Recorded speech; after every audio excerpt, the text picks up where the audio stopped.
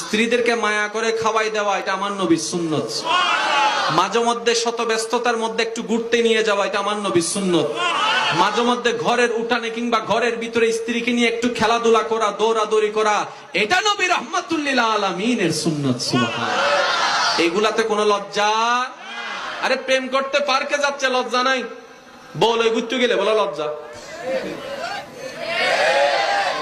অবৈধ সম্পর্কের মধ্যে রেস্টুরেন্টে খেতে গেলে বিলকে বিল মনে হয় না, পারলে ওনার সামনে আরো 10 টাকা টিপ দেয়, নে। আর বউকে নিয়ে খাইতে গেলে বলে যে পকেটে টাকা নাই। এটা তো চলবে? করেছি অনেকদিন, ভবিষ্যতে যেন আর না হয়। আল্লাহ যেন আমাদের সবাইকে সুন্নতের ছায়াতলে ফরজকে সামনে রেখে জীবনকে গঠন করার তৌফিক দান করেন। আল্লাহ পাকের